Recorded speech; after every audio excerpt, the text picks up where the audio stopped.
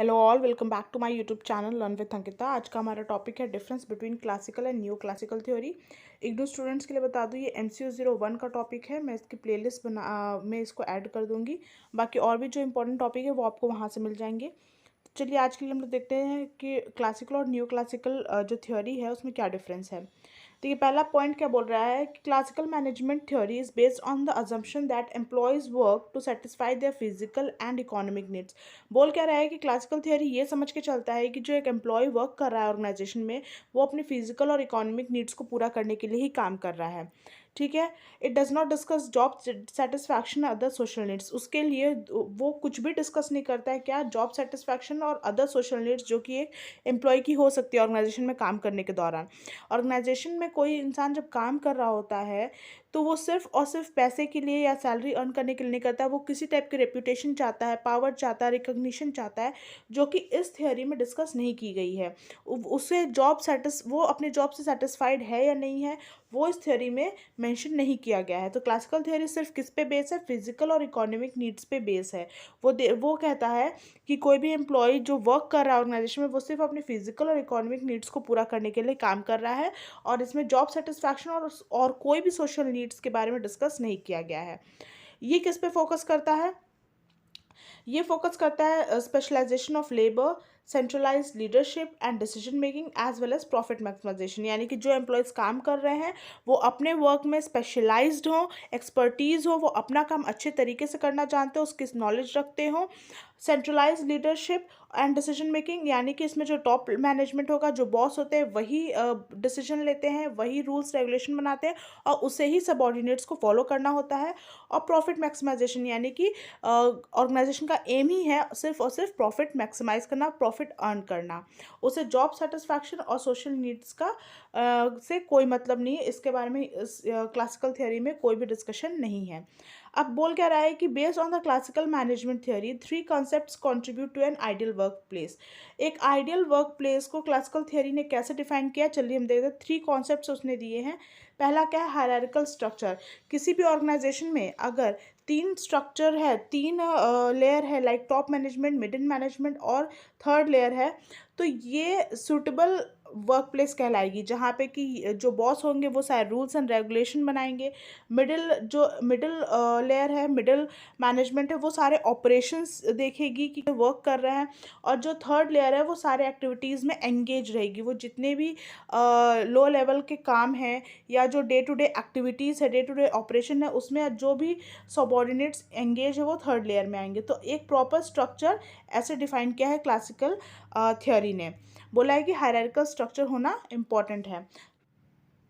Now next point is specialisation. Specialisation में कह रहा है कि employees specialise in single operation, यानी कि जो भी बंदा या जो भी एम्प्लॉय एक ऑर्गेनाइजेशन में काम कर रहा है वो अपने सिंगल ऑपरेशन में ही स्पेशलाइज हो। इसमें डायनेमिक्स या डाइवर्सिटी को इग्नोर किया गया है। आज के टाइम में क्या है कि कोई ऑर्गेनाइजेशन जब कोई एम्प्लॉय रखती है तो मल्टी टैलेंटेड एम्प्लॉय खोजती है, यानी कि वो एक से ज़्यादा काम करने के लिए उसके पास नॉलेज हो, वो एक से ज़्यादा फील्ड की नॉलेज रखता हो, लाइक वो मल्टी टैलेंटेड खोजती है। लेकिन क्लासिकल थियरी के हिसाब से वो सिर्फ एक बंदे के पीछे एक ही नॉलेज खोजती थी, यानी कि वो अपने ही ऑपरेशन में स्पेशलाइज्ड स्किल रहा है। इसके पीछे उसका अप्रोच क्या था कि वो ऐसा करने से, अगर एक बंदा एक ही काम को अच्छे तरीके से करेगा तो उसकी प्रोडक्टिविटी इंक्रीज होगी और एफिशिएंसी भी इंक्रीज होगी। प्रोडक्टिविटी और एफिशिएंसी के मामले की चीज़ों को, पॉइंट्स को देखते हुए उसने क्या कहा कि एक बंदा एक ही काम में स्पेशलाइज्ड हो, और उन्होंने मल्टी स्किल्ड एम्प्लॉयज़ को इग्नोर किया। तो पहला इन्होंने किस पे ध्यान दिया? हायरार्किकल स्ट्रक्चर पे, दूसरा स्पेशलाइजेशन पे। थर्ड इन्होंने क्या बोला कि इंसेंटिव्स। अगर एम्प्लॉयज़ को इंसेंटिव देते रहो, लाइक मॉनेटरी रिवॉर्ड देते रहो, तो वो आपके ऑर्गेनाइजेशन में अच्छे से काम करेंगे, वर्क हार्ड करेंगे, जिससे क्या है कि प्रोडक्टिविटी, एफिशिएंसी और प्रॉफिट भी ऑर्गेनाइजेशन का बढ़ेगा। यानी कि इन्होंने एक्सट्रिंसिक मोटिवेशन देने के पीछे ज़्यादा फोकस किया कि अगर एम्प्लॉयज़ को आप मॉनेटरी रिवॉर्ड देते हो तो वो ज़्यादा हार्ड वर्क करेंगे, और इससे क्या होगा? प्रोडक्टिविटी, एफिशिएंसी और प्रॉफिट जो है ऑर्गेनाइजेशन का ऑटोमेटिकली इंक्रीज होगा, बढ़ेगा, इम्प्रूव होगा। तो इन्होंने 3 बातें क्या बोली? हायरार्किकल स्ट्रक्चर, स्पेशलाइजेशन और इंसेंटिव। ये 3 कॉन्सेप्ट्स पे क्लासिकल थियरी बेस्ड है। अब कुछ पॉइंट्स देख लेते हैं क्लासिकल थियरी के लिए। A single leader takes decision and communicates them down the line for suitable action. मैंने बोला कि ये हायरार्किकल स्ट्रक्चर पे बेस्ड है, तो टॉप मैनेजमेंट जो है वो सारे रूल्स बनाती है और उसको कम्युनिकेट करती है किससे, सबॉर्डिनेट से या मिडिल मैनेजमेंट में, जिससे उसे कम्युनिकेट करना है ताकि जो वर्क है वो अच्छे से हो सके। तो ये जो क्लासिकल थियरी से ये तो फ़ायदा होता था कि जो प्रोसेस है कम्युनिकेशन की वो क्विक होती थी और डिसीजन मेकिंग भी क्विक होता था, क्योंकि उसे किसी से कंसल्ट करना ही नहीं है, डिस्कस करना नहीं है, उसे खुद ही टॉप मैनेजमेंट को खुद ही सारे रूल्स बनाने हैं। तो प्रोसेस जो होता था डिसीजन मेकिंग वो क्विक होता था और एग्जीक्यूशन भी क्विक होता था, क्योंकि टॉप मैनेजमेंट को पता है कि हमें ये रूल बनाने हैं और लोअर लेवल को पता है कि हमें ये फॉलो करना है। तो जो वो डिसीजन निकल के आता था वो क्विकली एग्जीक्यूट भी हो जाता था। अब आगे देखते हैं क्लासिकल थ्योरी क्या बोलता है। Classical management theory outlines a clear structure of the management, clear identification of roles and responsibility of employees and division of labour to increase productivity. यानी कि यहाँ पे टोटल क्लियर आइडेंटिफिकेशन है हर चीज़ का, कौन बॉस है, कौन सबॉर्डिनेट है, किसे क्या ड्यूटी परफॉर्म करनी, किसे क्या ड्यूटी असाइन करनी है, किसकी क्या रिस्पॉन्सिबिलिटी है, चाहे वो टॉप मैनेजमेंट का हो, चाहे वो मिडिल मैनेजमेंट का हो, चाहे वो लोअर मैनेजमेंट का हो। हर किसी को अपने अपना टास्क पता है, हर किसी को अपना टास्क कैसे करना है वो भी पता है, क्योंकि जो स्ट्रक्चर होता है वो भी टॉप मैनेजमेंट देता है, बताता है कि उसे किस तरीके से लोअर लेवल को उस पर वर्क करना है। यानी कि यहाँ पे क्लियर मैनेजमेंट है हर चीज़ का, रोल्स का, रिस्पॉन्सिबिलिटीज़ का, ड्यूटीज़ का, हर चीज़ का क्लियर पता है हर किसी को। Now, however, expecting workers to work like machines and disregarding job satisfaction of employees are the major flaws of this. अब इस theory का major flaws क्या था कि वो मशीन की तरह वर्क कराता था एम्प्लॉयज़ को, लाइक एक कठपुतली की तरह वर्क करा रहा है, उसे रूल्स बना के दे रहा है, एक टीम बना के दे रहा है, उसे वर्क करना है करना है करना है, लेकिन वो ये नहीं उसके पीछे देख रहा है कि उस जॉब को करते हुए उसे सेटिस्फैक्शन मिल रही है या नहीं, या फिर उसकी सोशल नीड पूरी हो रही है नहीं। तो इसमें जॉब सेटिस्फैक्शन और सोशल नीड को एकदम इग्नोर किया गया है। इस थ्योरी में सिर्फ और सिर्फ फोकस किस पे किया गया है, फिजिकल और इकोनॉमिक नीड्स पे किया गया है। आई होप आपको क्लियर होगा क्लासिकल मैनेजमेंट थ्योरी क्या है। अब आगे हम लोग देखते हैं न्यू क्लासिकल। न्यू क्लासिकल का दूसरा नाम इसको न्यू को हम लोग बोल सकेंगे न्यू क्लासिकल थ्योरी, ठीक है। अब new classical theory is an alteration and improvement of classical management theory. Obviously कोई भी थ्योरी जब फेल होती है तो उसके बाद कोई नई थ्योरी आती है, तो नई थ्योरी क्या थी, ये ऑल्टरेशन थी और इम्प्रूवमेंट थी किसकी, क्लासिकल मैनेजमेंट थ्योरी की। इसे जॉर्ज ऑल्टन मायो को इसका फाउंडर कहा गया है, किसका, न्यू क्लासिकल थ्योरी का। ये पॉइंट आपको याद रखना है, एग्जाम्स में ये सब पॉइंट डालने से आप अच्छा इंप्रेशन पड़ता है कि ऑल्टरेशन एंड इम्प्रूवमेंट था किसका, क्लासिकल मैनेजमेंट थ्योरी का, और जॉर्ज ऑल्टन मायो जो थे वो फाउंडर थे किसके, न्यू क्लासिकल थ्योरी के।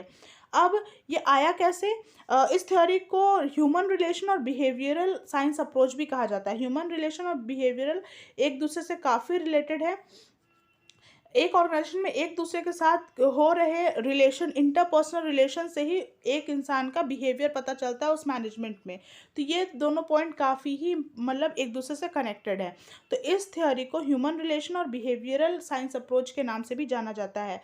अब फर्स्ट हाईलाइटेड इन हॉथ्रोन एक्सपेरिमेंट्स, ये ह्यूमन रिलेशन और बिहेवियरल साइंस अप्रोच जो कि आया गया और अपनाया गया ऑर्गेनाइजेशन में, ये इस एक्सपेरिमेंट के थ्रू आया, हॉथ्रोन एक्सपेरिमेंट्स।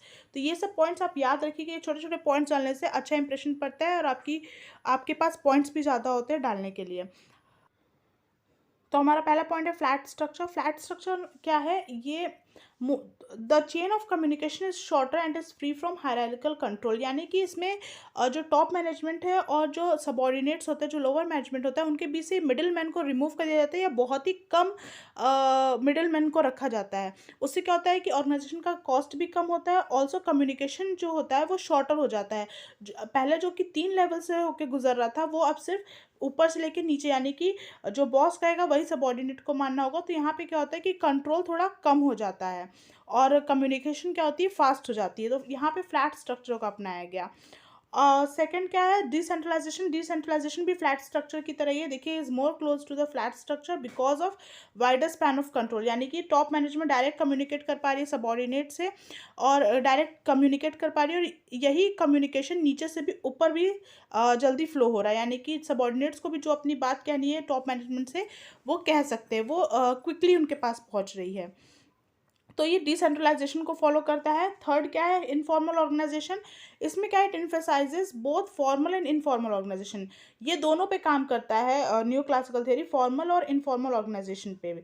इनफॉर्मल ऑर्गेनाइजेशन वो है जो कि जो एम्प्लॉयज़ वर्क कर रहे हैं उनसे ओरिएंटेड, और ये एम्प्लॉय ओरिएंटेड होती है और ये ऑर्गेनाइजेशन ओरिएंटेड होती है, ये ठीक है। फॉर्मल जो होती है वो ऑर्गेनाइजेशन ओरिएंटेड होती है, और इनफॉर्मल जो होती है वो एम्प्लॉय ओरिएंटेड होती है।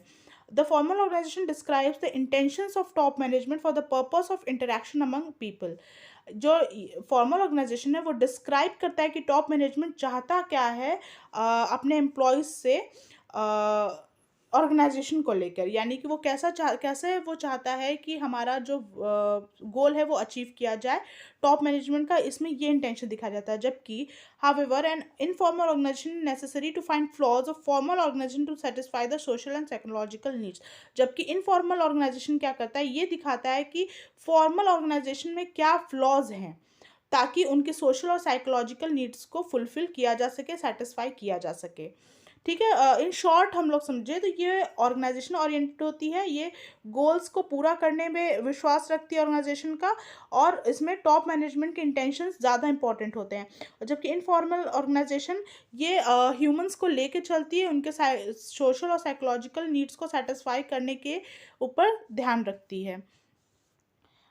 अब management uses the informal organization for overcoming resistance to change on the part of workers and for a fast communication process. Thus formal and informal organization are interdependent upon each other. देखिए इसमें new classical में formal और informal organisation दोनों interdependent है एक दूसरे से।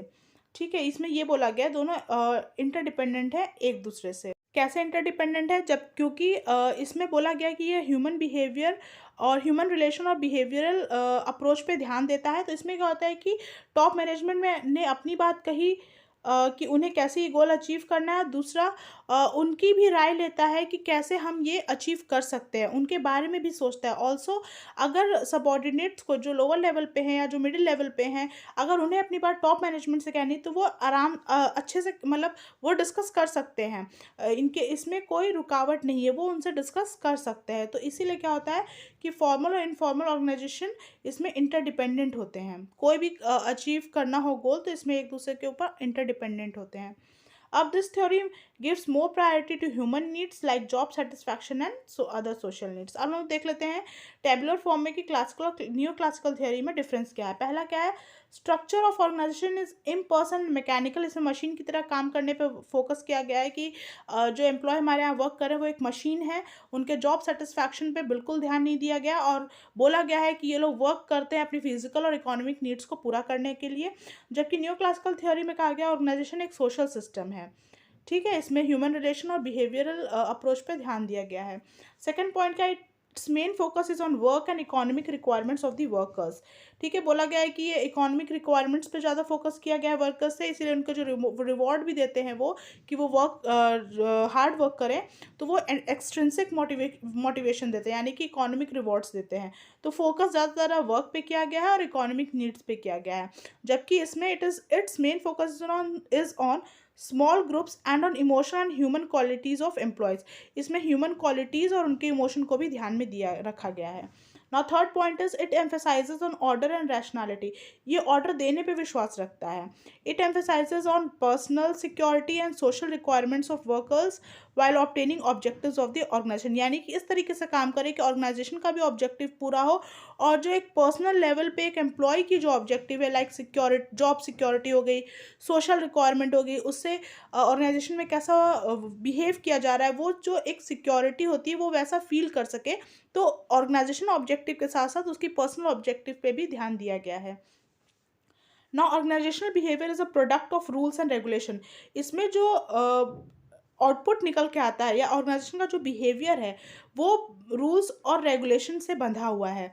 जबकि न्यू क्लासिकल थ्योरी में क्या है, behaviour is a product of feeling, sentiments and attitudes. इस पे फीलिंग, सेंटिमेंट्स और एटीट्यूड्स सब पे ध्यान दिया गया है। बिहेवियर इसका आउटपुट निकल के आता है। Last point, fifth point is authoritarian practices elaborate rules and regulations to achieve results. इसमें अथॉरिटी पे ज़्यादा ध्यान दिया गया, यानी कि टॉप मैनेजमेंट रूल्स बनाती है और उसे आगे देती है लोअर मैनेजमेंट को या फिर मिडिल मैनेजमेंट को, ताकि वो उसी रूल को फॉलो करते हुए काम करेंगे। जबकि इसमें क्या है, democratic practices involvement of employees in decision making, identifies the importance of human dignity and values. यानी कि जो रूल्स रेगुलेशन बनाए जाते हैं या फिर कोई इम्पोर्टेंट डिस्कशन करना है तो इसमें इनकी राय ली जाती है। तो ये डेमोक्रेटिक प्रैक्टिसेस यानी डेमोक्रेटिक अप्रोच है। Now last point is it results work alienation and dissatisfaction. इसमें ज़्यादातर जो एम्प्लॉयज़ होते हैं वो डिससेटिस्फाई होते हैं क्योंकि उनकी पर्सनल नीड्स पे ध्यान नहीं दिया गया है। जबकि last point in neo classical theory is it results happy and satisfied employees trying to increase production. इसमें क्या है, जब एम्प्लॉय सेटिस्फाई होगा तो वो प्रोडक्शन इंक्रीज करने में अपना पूरी मेहनत लगाए करेगा। तो इसमें क्या है कि रिजल्ट क्या है, वो हैप्पी होता है और सेटिस्फाइड एम्प्लॉयज़ निकल के आते हैं। तो ये था आज का हमारा difference between classical and new classical theory. Thank you so much.